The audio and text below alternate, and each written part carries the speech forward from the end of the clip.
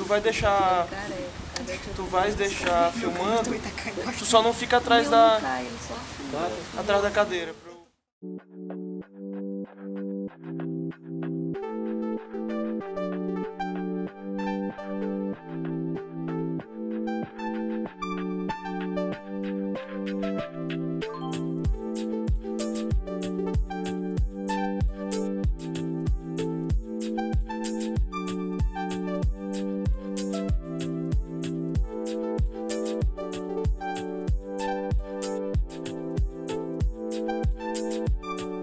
Estou aqui com a Débora Baesse, ela é filha da Zelinda e do Carlos Lima, que ano passado até tivemos um documentário sobre eles, sobre a obra deles aqui em São Luís.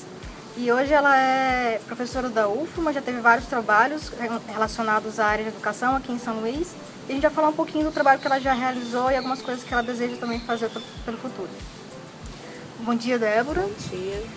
Bom, na entrevista você falou que você foi uma das fundadoras do Colmeia, colégio bem conhecido alguns anos atrás aqui em São Luís. Eu queria que tu falasse um pouco de o que foi o Colmeia na época em que ele foi fundado e o que é o Colmeia hoje, e o que você gostaria que ele viesse a ser no futuro.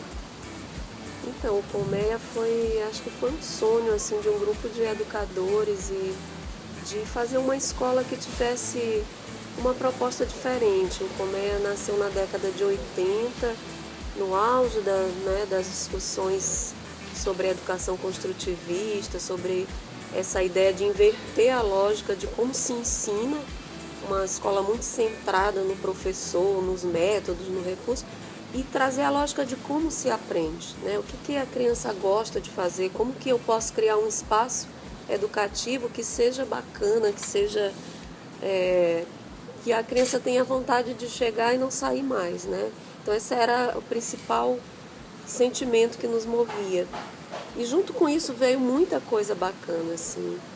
Criar um espaço educativo que o aluno goste de ficar passou por trazer ludicidade, arte, trazer as famílias, criar um espaço também onde os profissionais se sentiam coparticipantes, corresponsáveis daquilo ali. Então foi um projeto coletivo bem gostoso e bem bonito. E aí, infelizmente, o ano passado foi o último ano. A escola fechou, encerrou, fechou as atividades. Tem muitos ex-alunos que são pessoas especiais e que se destacam em muitas áreas da cidade. Isso é um orgulho muito grande para nós. E se de um lado assim bate uma certa melancolia, uma tristeza, a escola acabou. Por outro, eu acho que a gente também precisa entender que as instituições, assim como as pessoas, elas são vivas, né? Elas dialogam com a vida mesmo. E a vida é feita de ciclos, é sistêmica. Então, acho que cumpriu um ciclo, fechou uma história, soltou muitas sementes aí, como o dente de leão, né? Que você assopra e sai muita coisa, muitas sementes que vão levando aquela ideia para outros lugares. E de alguma forma acho que tudo isso que o Colmeia representou está vivo em várias outras iniciativas que as pessoas, professores, alunos, pais, que por ali passaram, estão fazendo aí pela vida fora. Na entrevista também você fala um pouquinho com relação a algumas críticas sobre o sistema de ensino superior. Daí eu queria que você falasse um pouco quais são essas críticas e o que poderia ser modificado não só para a educação superior local, mas a nível nacional também. Então, acho que de um modo geral a gente tem um discurso já apropriado enquanto discurso, mas a meu ver bem distante ainda da prática, do famoso tripé, né? Ensino, pesquisa e extensão, como dimensões indissociáveis aí da vida acadêmica. Mas de um tempo para cá nós vivemos uma política aí determinada pela CAPES, pelo MEC, onde a avaliação docente, a progressão na carreira docente, a meu ver, ela está muito mais fundada no âmbito da pesquisa, né? E aí, enfim, eu também questiono, né? Talvez uma pseudo-pesquisa, né?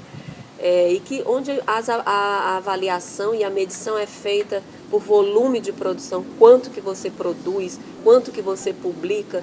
Então, eu tenho uma crítica forte a isso, porque eu acho que, primeiro, a discussão não devia ser quantidade, mas devia ser qualidade, né? Eu não vejo muito essa reflexão, é uma coisa mais mesmo quantitativa, isso me incomoda. E, por outro lado, acho que a pesquisa e a publicação, ela tem que ser decorrência de uma vivência prática que começa na sala de aula. Então, hoje, eu não vejo muito como professora, tudo mais a extensão e a pesquisa, na minha vida, né, e na minha compreensão, decorre do ensino, assim, é na relação que eu começo com meus alunos em sala de aula e o quanto eu me dedico a isso, outras possibilidades vão surgindo e a gente vai refletindo essa prática e isso gera teoria, né, enfim, aí, né, nesse movimento de praxis. E eu não vejo muito o espaço da valorização desse momento da sala de aula. Então, se você publica muito, a avaliação, você progride na carreira docente nas públicas federais, porque pelo teu volume de publicação, mas assim, você pode nem pisar o pé lá na sala, ou você pode ter uma performance medíocre enquanto professor em sala de aula, e aí está tudo bem. Então, eu acho que tem uma dissintonia entre essas dimensões. Eu não vejo também muito qual é o espaço de avaliação do aluno.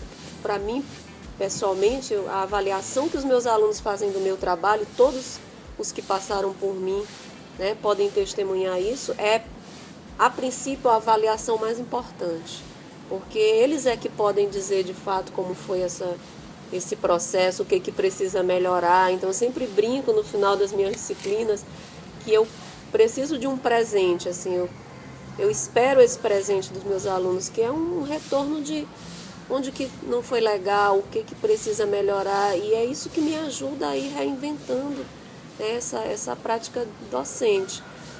E isso não tem espaço em avaliação nenhuma, entendeu? Então, isso é uma coisa que pesa pouco hoje, e a meu ver, talvez aí a gente tenha aponta o fio da meada de muitas distorções que estão presentes em todos os níveis de ensino, né? Não só no universitário. E você acha que existe alguma característica local que possa ser modificada na postura dos professores, na postura até dos próprios alunos, e que possa incentivar a melhorar esse sistema de ensino até no tripé, no ensino, pesquisa e extensão? Olha, eu acho que de um modo geral, o que a gente precisa mudar mesmo, enquanto universidade, é esse sentimento de pertencimento, sabe? Essa compreensão de que aquilo ali, a comunidade universitária somos nós, né? Nada vai cair do céu. Hoje eu sinto uma postura muito passiva. Eu fui militante do movimento estudantil na década de 80, né? E aí talvez isso tenha um pouco de saudosismo, mas eu venho de uma história universitária onde nós éramos muito atuantes, assim. Realmente a gente fazia acontecer e também dentro do meu pequeno espaço de atuação, né, eu converso muito isso com meus alunos. Então, muitas vezes tem muitas reclamações e muitas queixas, mas a questão que fica é como é que a gente se coloca como agente de mudança de tudo isso, né?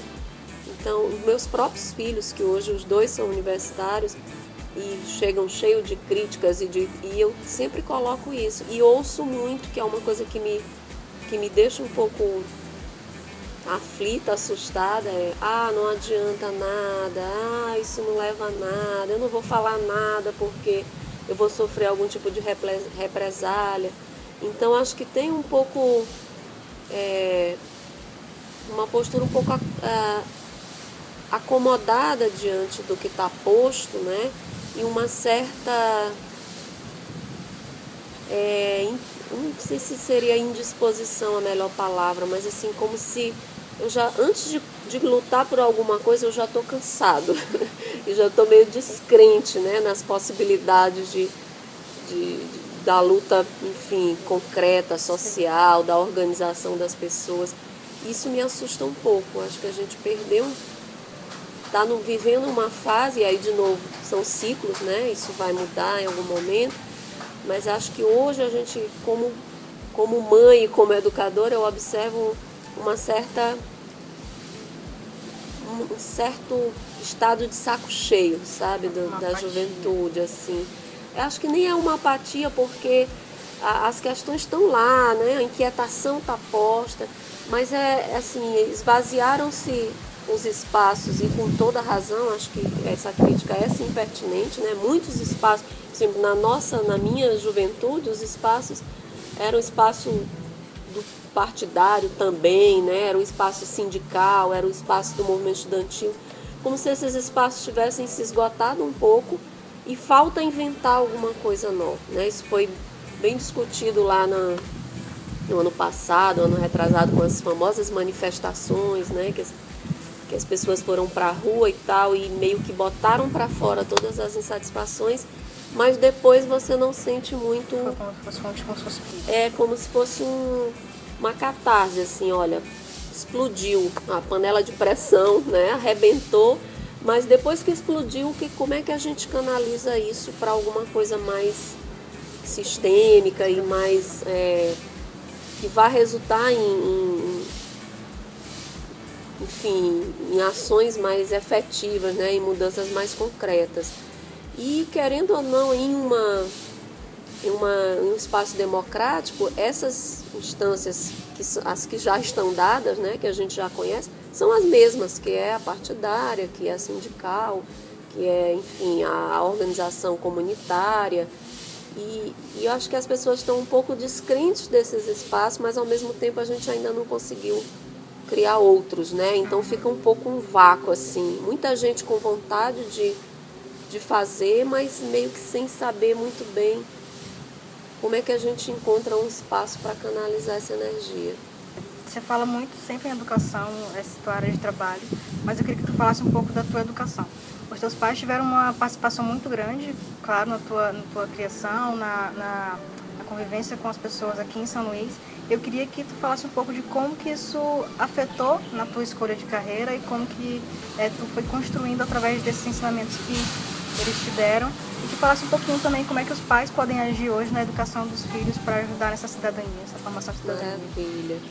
Nossa, assim, para mim eu sou a síntese daqueles dois mesmo, não só geneticamente, mas, enfim, é uma influência imensa, e não só eu, meus irmãos todos. Acho que, de fato, eu sou muito grata por ter nascido desse casal tão especial, e tudo mais, mesmo eu sou a única mulher e a caçula, né? E um pouco temporã, assim, quando eu nasci minha mãe já tinha 40, e eu fico pensando que mesmo quando eu quis, né, quando eu quero ainda hoje me diferenciar e antagonizá-los, porque também nunca foi uma relação, exatamente porque a gente foi criado num clima de muita abertura e de muita efervescência de ideias e de muita liberdade para concordar e discordar, de poucas certezas e muitas perguntas, a gente também se antagoniza muito. Nós somos muito diferentes em muitas coisas. É meio maluco isso, né? Nós somos muito iguais, mas muito diferentes em muitas coisas. Mas quando eu paro para pensar nisso, as minhas diferenças partem de novo deles, né? É um pouco paradoxal. E acho que, como eu coloquei lá na Estrela e no Vagalume, no documentário, para mim o maior legado é essa abertura para a diversidade, essa capacidade de entender e de acolher a diferença de uma forma, sempre com um olhar positivo, sem julgamento de valor, sempre tentando, mesmo quando que todo mundo tem, né, suas crenças, mas quando você se confronta com alguma coisa que é muito diferente de você sempre coloca a pergunta, por que não, né? Ao invés de já ir negando ou rotulando. Então, nós crescemos numa casa onde muitas figuras de diferentes tribos circulavam, e desde o colunista social da elite da São Luís de então, até as pessoas mais avessas a esse tipo de valor, e eu lembro assim, crescendo nesse ambiente, às vezes a gente questionava, né, mas por que você, principalmente na minha fase de descoberta do marxismo e de todas as enfim, interrogações que a gente vai colocando sobre essa sociedade hipócrita e baseada em valores. E muitas vezes eu questionava assim, mas por que você se relaciona com fulano? Ele é tão diferente das suas ideias. E a resposta era sempre porque ele me procurou e eu acolhi, eu estou batendo um papo com ele. E o fato de eu estar com alguém que pensa diferente de mim ou que tem até valores mesmo diferentes dos meus não significa que de alguma forma eu esteja abrindo, ao contrário, a possibilidade de inclusive confrontar, né, minhas certezas.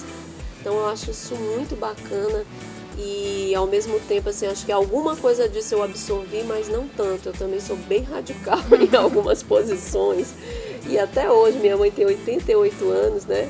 E eu fico vendo, às vezes eu falo, nossa, eu não sei como tu aguentas assim, o papo dessa linha ou daquela linha. Ela fala, tu és muito radical, a gente tem que estar aberto a todas as pessoas têm alguma coisa para agregar. Então realmente assim, a capacidade dela de dialogar com pontos de vista tão diferentes é alguma coisa que eu não alcanço. Eu sou um pouco, tem algumas dimensões assim que não dá para mim.